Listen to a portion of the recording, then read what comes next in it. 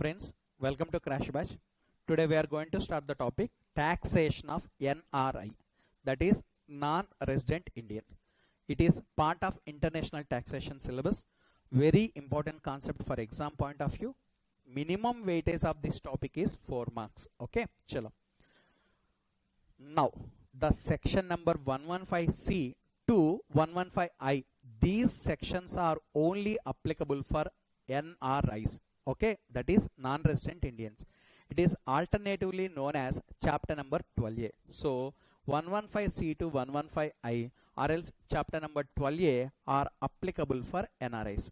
Next one, friends, these provisions of section 115C to 115 are applicable for NRIs but not applicable to two persons. The first one is not applicable for residents. Okay, chalo, and as well as not applicable for non-resident also. Don't confuse.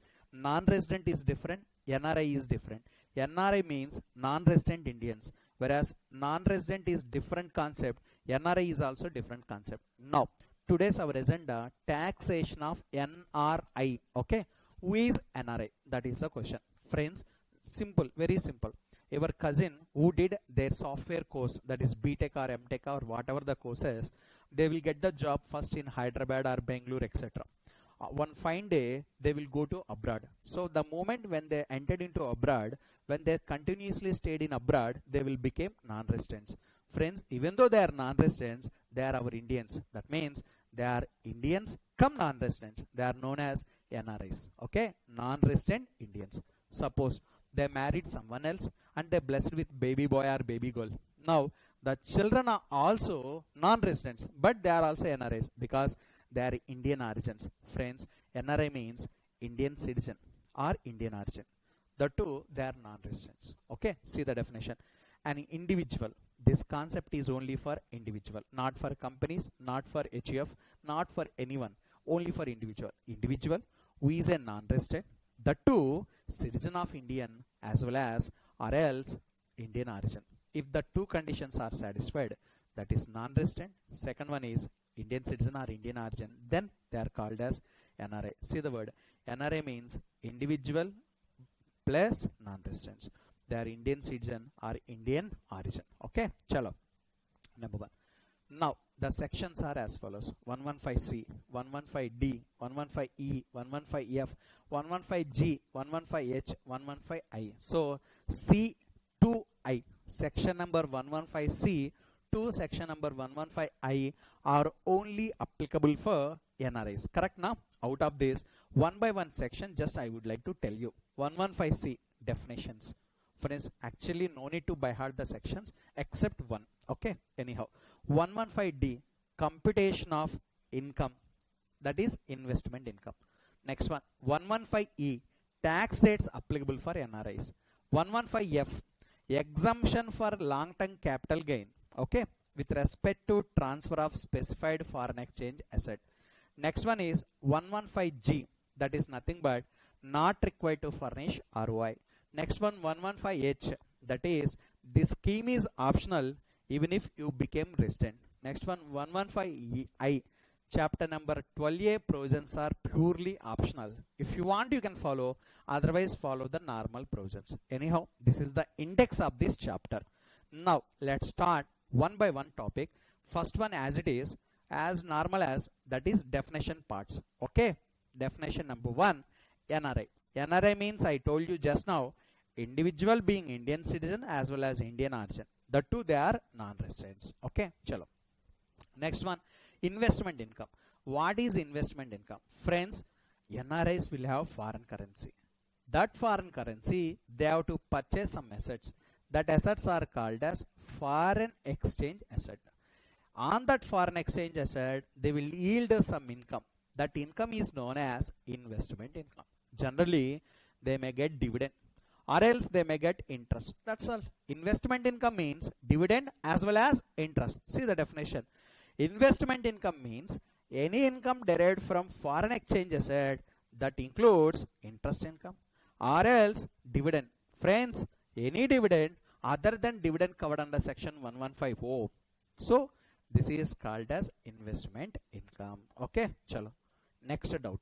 What is foreign exchange asset? Friends, foreign exchange asset means the asset which is acquired with convertible foreign exchange. See the word foreign exchange asset means any specified asset which the SSC has acquired or purchased in convertible foreign exchange. See the definition ma. Specified asset plus purchased from foreign currencies. Convertible foreign exchange. This is called as foreign exchange asset. Okay. Next one. Student doubt.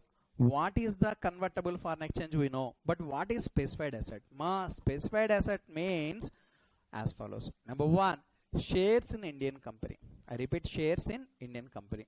You can buy Indian company shares in convertible foreign exchange, or else you can buy debentures, or you can make deposits with Indian Public Limited Company. I repeat, only Public Limited Company you can make deposits, or you can buy debentures. Next one, G6, government securities. Any central government securities or any bonds issued by central government, that is also covered. Last but not least, any other notified, general provision, any other notified by central government in future, that also covered. So these are the specified assets. So number one is the shares in Indian company, debentures in Indian company are deposit with the Indian public company. Next one is central government securities. Next one is any other notified securities. Friends, with this we have done with the topic called as definition part. Again, restart the topic. NRI. NRI means individual plus Indian citizen or Indian origin. The two, they are non-resident. Okay, chalo. Next one, foreign exchange asset. Friends, foreign exchange asset means that is nothing but specified asset which is acquired in convertible foreign exchange. I repeat, in convertible foreign exchange. Next one, specified asset. Friends, specified asset means purchase of shares, or else purchase of debentures, or else make the deposits with Indian companies. So shares or debentures are deposit with Indian company. That is first one. And next one is government securities, central government securities. And last one, any other notified securities. Next one, investment income. Investment income means income from specified foreign exchange asset. That is foreign exchange asset. That is nothing but interest income, or else that is nothing but dividend income. Which dividend you know? Dividend other than dividend covered under section 115O. So this is the topic 115C definitions. Okay, chalo. Next one, 115E, tax rates. What are the tax rates? This is very important provision, because if you want to solve any problem, first we should know the tax rates. Okay, chalo. Number one, investment income, that is interest income, is taxable at the rate of 20%. I repeat, 20%. Next one, any long-term capital gain on transfer of foreign exchange asset, specified asset, that is tax rate is 10%. Tax rate is 10%. I repeat, investment income is 20%, and long-term capital gain on transfer of specified asset is 10%. Next one, any other income, normal tax rates only applicable. Other income, normal tax rates are only applicable. So these are the provisions section 115E, tax rates. Okay, chalo. Next one, 115D, the special provisions for computation of investment income. Common ma. Number one, no expenses are allowed under section 30 to 37 as well as section number 56. Ma, that means BCBP, business or profession expenses are not allowed, and other sources expenses also not allowed. That means your interest income from investment made in foreign currency, that interest income is fully taxable. No expenses are allowed. So point number one, no expenses are allowed with respect to computation of that investment income. Number two, no chapter 6A deductions. Chapter 6A deductions, 80C to 80U deductions are not applicable with respect to this particular investment income. Next one, indexation benefit is also not applicable while computing long-term capital gain with respect to NRIs. NRI specified foreign exchange asset, if they transferred, in this case whatever the long-term capital gain will arise, that will be computed without giving indexation. Indexation benefit is not at all applicable. Okay, but good news, 115F exemption is applicable in case of transfer of long-term capital asset. Okay, chalo, see the word Exemption for long-term capital gain arising on transfer of specified foreign exchange asset. This is only applicable for NRIs, not applicable for residents, not applicable for non-residents, only applicable for NRIs. That too, the nature of income, long-term capital gain on transfer of specified foreign exchange asset. Mode of investment, net sale consideration must be invested in specified assets. The time limit is only 6 months from the date of transfer. Maximum period is 6 months. Within 6 months we need to invest. If you do the investment, you will get the exemption. Amount of exemption is equal long-term capital gain into amount invested divided by net consideration. Okay, so full amount is not allowed, proportionate amount only allowed. That is long-term capital gain in proportionate with amount invested divided by net consideration. Next, the newly purchased asset must held for a minimum period of 3 years from the date of purchase. See the word, where the new asset is transferred or converted into money within 3 years.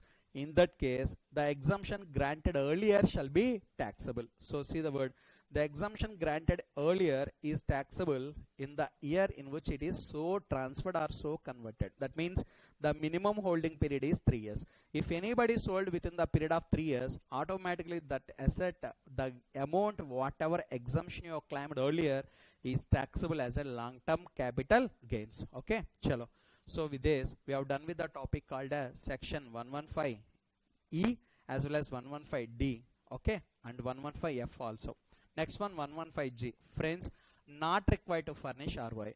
NRIs are not required to furnish ROI if they don't have any other income. Okay, see the word.